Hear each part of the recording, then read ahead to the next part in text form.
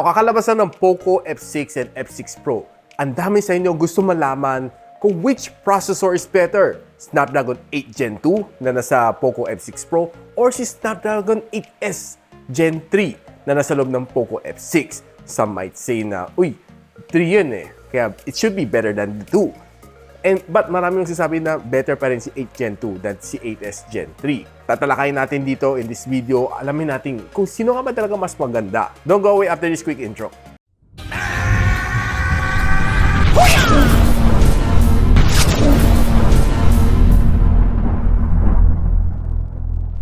So recently, may napanood akong video kay B-Boom and he's one of the respected na reviewer in India. And sinabi niya na si 8S Gen 3 is a overclock version ng Snapdragon 7 Plus Gen 3. Which is, well, of course, meron naman siyang facts na may pakita, which yung mga cores niya is almost exactly the same. And slightly overclock lang si 8S Gen 3 ng 7 Plus Gen 3. Now, I've read a lot of articles and binabasa ko rin dito kay Nano Review. Pinagtabi ko naman si 8S Gen 3 at 7 Plus Gen 3. So, makita natin dito sa kanyang CPU performance, better si 8S Gen 3. Pagdating naman sa gaming performance, better din si 8S Gen 3. And battery life, the same. And score niya sa Nano Review, better si 8S Gen 3 ng just around mga 4 points better. Now, pagdating naman sa Antutu benchmark, si 8S Gen 3 would be giving you a 1.55 million points, while si 7 Plus Gen 3 would give you roughly a 1.36 million points, which is may distansya talaga siya. Now, the advantage ng 8S Gen 3 over the 7 Plus Gen 3 is that it has a higher GPU frequency. It performs 16% better. Pagdating sa floating point computation, 7% higher sa CPU clock speed.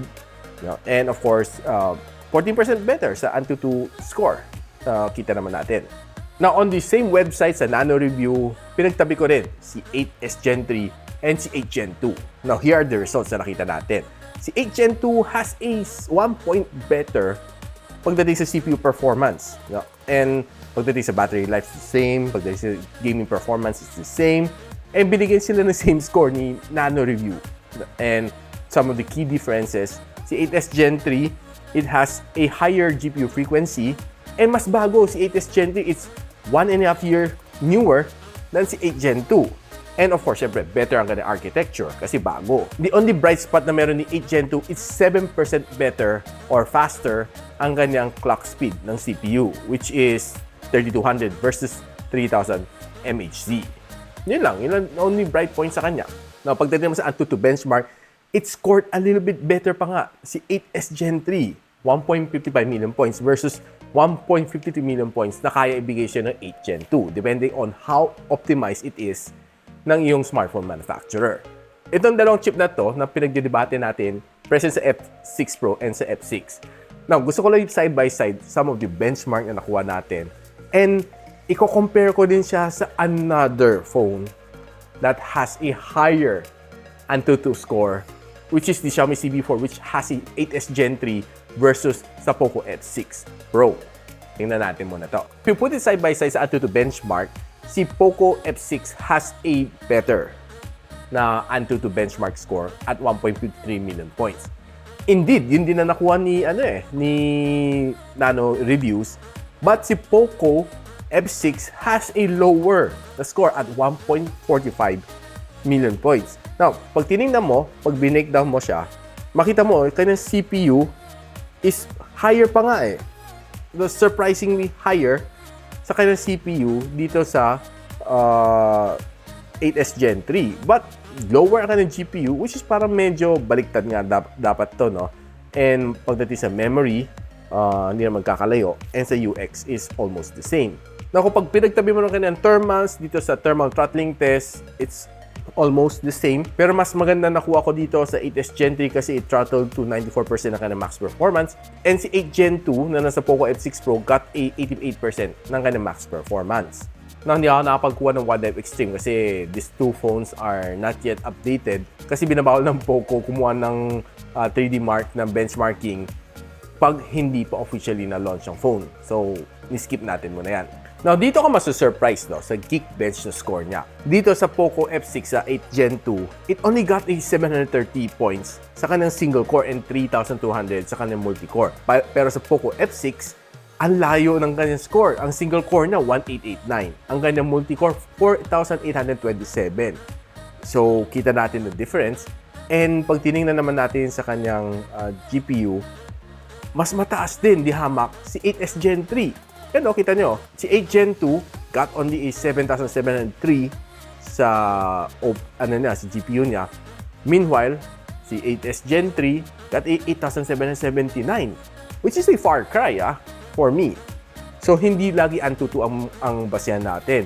But some other benchmark like this one, it's also important na makita natin.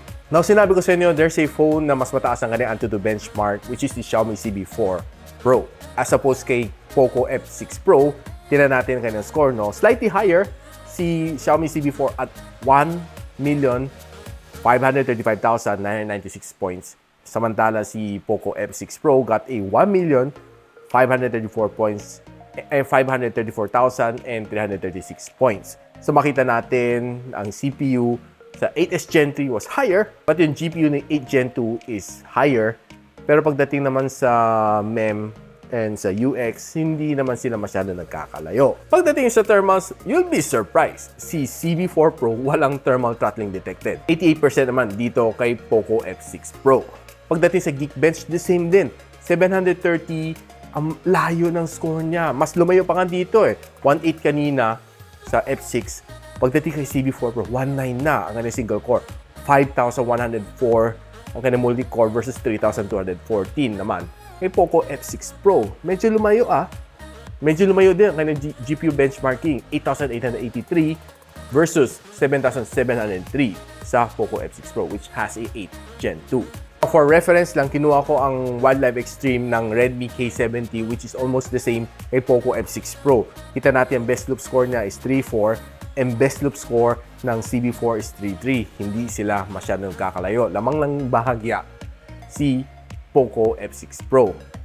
Now, after going side by side dito sa mga actual benchmarking na nakuha natin dito sa dalawang chip na ito, I wouldn't say na sobrang layo ng performance ng 8S Gen 3 versus si 8 Gen 2. It's almost at par, but there are times na 8S Gen 3 even showed some brilliance over sa 8 Gen 2.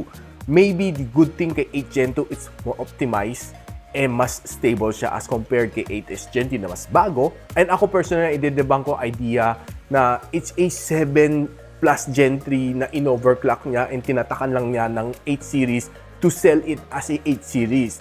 Maybe may point naman si B-Boom, but I don't think si Qualcomm would do such a thing na ang 7 series ipapackage niya to sell it as a 8 series. All of the benchmark scores na pinakita ko sa inyo, and based on aking personal experience playing with the F6 and the F6 Pro, hindi masyado nagkakalayo ang kanilang gaming experience. And I would say na the hamak na mas mainit si 8S Gen 3 and mas hindi optimized lang talaga siya kasi bagong chip lang si Snapdragon 8S Gen 3. Kayo guys, ano tingin niyo? Ako personally, I think si 8 Gen 2 is slightly a little bit more powerful than si 8S Gen 3, but definitely it's not a overclock na 7 Plus Gen 3. Let me know your thoughts on the comment section below. And kung gusto nyo bumili ng Poco F6 Pro and si Poco F6, link on the description box below. And if you like this video, and kung marami kayong friends na probably marami kayong friends na nahihilo kung ano nga dapat nila piliin, si 8S Gen 3 o si 8 Gen 2, show them this video para medyo may idea sila after watching this video. And of course, syempre, a sub to this channel would definitely be awesome. I'll see you on the next one. And so, ako para si Richmond, and you're watching Gadget Sidekick. Like and subscribe to my channel. Don't forget to hit that notification bell. For one of my latest uploads, click the dito. And for one of my popular uploads, click here.